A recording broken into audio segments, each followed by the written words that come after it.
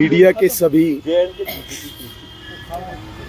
बंधुओं का मैं यहाँ पे खैर मकदम करता हूँ, स्वागत करता हूँ। आज एक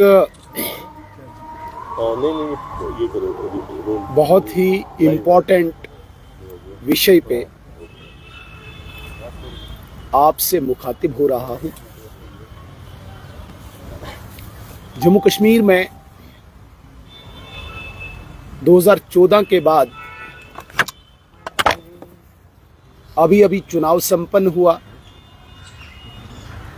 असेंबली कॉन्स्टिट्यूट हुई, सरकार बनी और पिछले 3 दिन से Jammu Kashmir union territory assembly का सेशन चल रहा है। आज इस सेशन का तीसरा दिन था और सरकार की तरफ से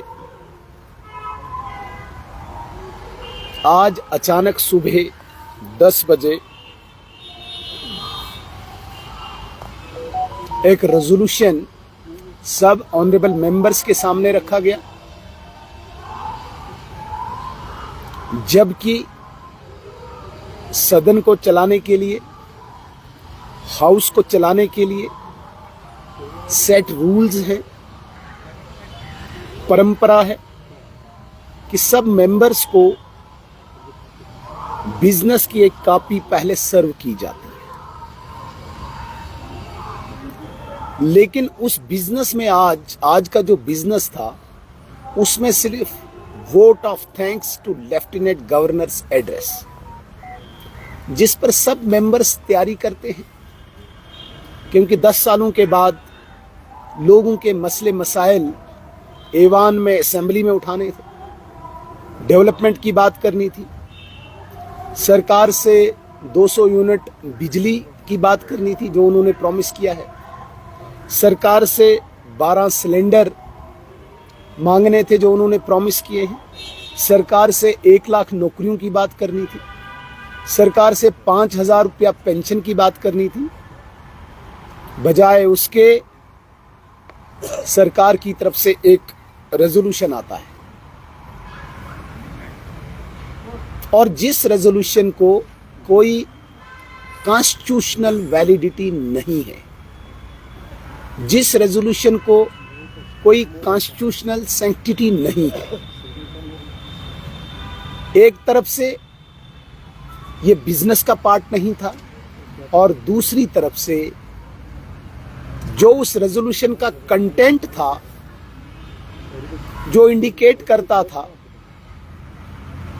जम्मू कश्मीर में अभी जो सरकार इलेक्ट हुई है उनकी मानसिकता को,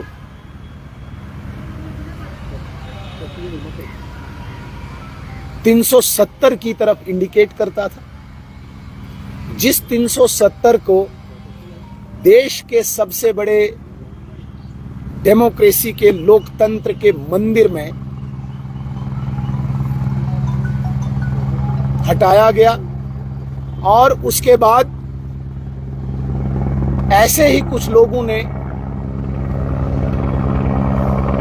पार्लियामेंट के फैसले को चैलेंज किया और सुप्रीम कोर्ट के कॉन्स्टिट्यूशनल बेंच ने भी उनकी प्ली को रिजेक्ट करके पार्लियामेंट के फैसले को सही ठहराया, जायज ठहराया। दैट मीन्स जिस केस को लेके ये सुप्रीम कोर्ट गए थे उसको सुप्रीम कोर्ट ने जायज ठहरा के डिसाइड कर दिया, सेटल कर दिया। अब जब सेटल हो गया सुप्रीम कोर्ट में भी, पार्लियामेंट में भी चुने हुए नुमाइंदों ने 543 मेंबर्स के बीच में बहस के बाद पास हुआ, फिर मुझे बताइए एक असेंबली के पास कौन सा इख्तियार है, कौन सा कॉन्स्टिट्यूशनल अधिकार है कि वो रेजोल्यूशन लाए, जिसका हमने पुरजोर विरोध किया।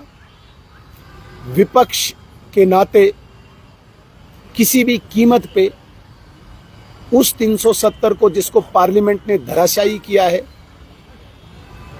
उसके लिए ऐसे किसी भी रेजोल्यूशन को, ऐसी किसी भी बात को भारतीय जनता पार्टी हो, भारतीय जनता पार्टी के विधायक हो, सदन के अंदर हो या सदन के बाहर हो, हम उसका विरोध करेंगे और इस पर किसी भी कीमत पे किसी भी एक शब्द को भी हम एक्सेप्ट नहीं करेंगे। मुझे आज आपके सामने दो सवाल दो पार्टियों को खड़े करने हैं।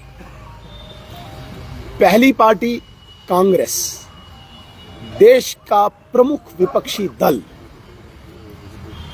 कांग्रेस अपने स्टांस को, अपने स्टैंड को वाज़ा करे। क्या वो इस रेजोल्यूशन के समर्थन में हैं?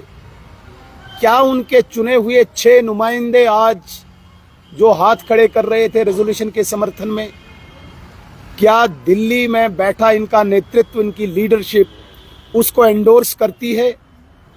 वो इस रेजोल्यूशन का समर्थन करती है या विरोध करते हैं?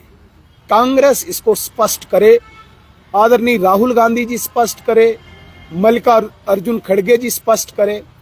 अगर वो समर्थन करते हैं तो देश की जनता, भारत की जनता इनसे जवाब पूछेगी। भारत की जनता कांग्रेस से पूछेगी। अगर वो समर्थन में नहीं है तो ये 6 मेंबर अगर आप माइनस करते हो तो मुझे लगता है ये रेजोल्यूशन भी माइनॉरिटी में है तो सरकार भी माइनॉरिटी में है। इसलिए कांग्रेस को स्पष्ट करना होगा कि वो समर्थन के हक में, इसके रेजोल्यूशन के हक में या रेजोल्यूशन के विरोध में। दूसरा, नेशनल कॉन्फ्रेंस को मैं ये पूछना चाहता हूं, क्या 370 जो धराशायी हुआ है, वो जो रेजोल्यूशन लाया उन्होंने, क्या वो स्टेट के लिए लाया, यूनियन टेरिटरी के लिए रेजोल्यूशन लाया? बनता तो ये है कि स्टेट के लिए, तो स्टेट ही नहीं मांगी। मेरे कहने का ये मतलब है कि उनका आंकलन इस तरह से बिगड़ा हुआ है, 5वीं पास किया नहीं तो 10वीं की सर्टिफिकेट मांग रहे हैं। और दूसरी बात, जिस कॉन्स्टिट्यूशनल गारंटी में वो स्टेटहुड कह रहे हैं, अगर वो वही स्टेटहुड उनकी डिमांड है, जिस स्टेटहुड के लिए आदरणीय नरेंद्र मोदी जी ने, प्रधानमंत्री जी ने ऑलरेडी कमिटमेंट की है, आदरणीय गृह मंत्री जी ने कमिटमेंट की है, अगर नेशनल कॉन्फ्रेंस नरेंद्र मोदी जी और अमित शाह जी के लाइन को एडॉप्ट करती है, जो हमने कहा है हम स्टेटहुड देंगे, तो हम उनका वेलकम करते हैं। कम से कम वो भी हमारे एजेंडे में शामिल हैं। वो कंफ्यूजन में हैं, उन्हें समझ नहीं आ रहा है। कंफ्यूजन इसलिए पैदा हुआ क्योंकि यहां पे होड़ लगी हुई है PDP, National Conference, People's Conference, independent के बीच में।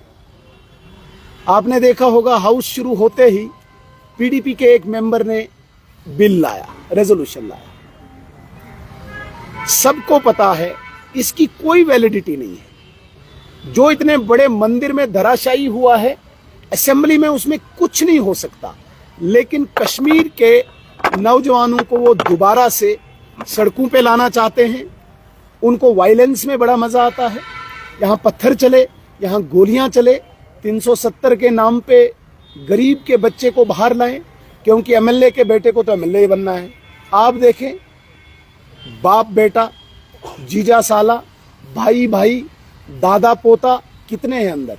मींस एमएलए की फैमिली एमएलए बनेगी, गरीब का बेटा सड़क पे आएगा पत्थर मारने के लिए और गुपकार पे बैठ के ये राजनीति करेंगे, खून की राजनीति। तो इस प्रकार से ये दोबारा से जम्मू कश्मीर को वहां पे लाना चाहते हैं। हमने अपने मैनिफेस्टो में ये वादा किया था जम्मू कश्मीर की जनता को, हम भ्रष्टाचार मुक्त जम्मू कश्मीर देंगे, हम परिवारवाद मुक्त जम्मू कश्मीर देंगे, हम विकास वाला जम्मू कश्मीर देंगे। लेकिन दूसरी तरफ से नेशनल कॉन्फ्रेंस, जिसको लोगों ने वोट देके सरकार बनाने का एक मैंडेट दिया, वो न डेवलपमेंट चाहेगी, न भ्रष्टाचार का विरोध चाहेगी। उन्हें एक स्लोगन तैयार करना है। बड़े लंबे अरसे के बाद एटानमी उनका ख़त्म हो गया, प्लेबसाइट उनका ख़त्म हो गया, बाकी जितने भी आज तक नारे थे वो ख़त्म हो गए। अब उनके पास नारा है, हम 370 को वापस लाएंगे। मैं आप सब बंधुओं के माध्यम से उनको बता देना चाहता हूँ, ये मैं बड़े हम्बल्ड होके कह रहा हूँ, विनम्र होके कह रहा हूँ कि जिस कश्मीर को आपने रक्त रंजित किया, अब रक्त रंजित होने नहीं देंगे। अब वो हम हालात यहाँ पे बनने नहीं देंगे। आप यहाँ पे चाहते हो कि वायलेंस बढ़े, अभी जो इंसिडेंट्स हुए उन चीज़ों को प्रोवोक करना चाहते हो आप, क्योंकि आपको विकास करना नहीं, पानी, बिजली, सड़क, स्कूल, अस्पताल की बात करनी नहीं। आपने सिर्फ एक नौजवान को प्रोवोक करना है स्लोगन तैयार करके, इसलिए आपने इतना सारा चुनाव लड़ा है। आपको चुनाव लड़ने का मकसद सिर्फ और सिर्फ कश्मीर में दोबारा से वायलेंस पैदा करना, वो हम होने नहीं देंगे। एक आज के विषय से मैं हटके एक सवाल पूछना चाहता हूं नेशनल कॉन्फ्रेंस से। हम डिबेट करेंगे हाउस में, आइए 5 अगस्त 2019 के बाद और 5 अगस्त 2019 से पहले जब जब आपकी सरकार रही, आपने कश्मीरी सिविलियंस का कत्ल करवाया है। मींस सबसे ज्यादा ह्यूमन राइट वायलेशन आपने की है। और मैं दावे के साथ कहता हूं 5 अगस्त 2019 के बाद कोई भी civilian killing Bharatiya Janata party की सरकार ने नहीं होने दी। हम उग्रवादी को, आतंकवादी को दफन करेंगे, मौत के घाट उतारेंगे, लेकिन कश्मीर का सिविलियन हमारा भाई है, उसको हम गले से लगा के रखेंगे। तुमने उग्रवादियों की आड़ में कश्मीरियों का भी कत्ल किया है, इसलिए डिबेट होनी चाहिए उस ह्यूमन राइट वायलेशन पे। कितने सिविलियन मरे हैं आपके दौर में, करो डिबेट। और हमारे दौर में भी किसी कीमत पे भी एक भी सिविलियन को कांटा नहीं चुभने देती है भारत की सरकार। इसलिए आज का ये ढकोसला बेबुनियाद था, बेसलेस था, फेक था, लोगों को गुमराह करने का था, जिसको हम कंडम करते हैं, खंडन करते हैं।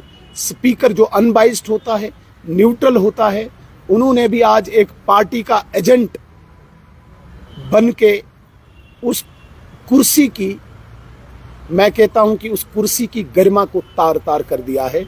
इतना ही मुझे आज आपसे कहना था। धन्यवाद।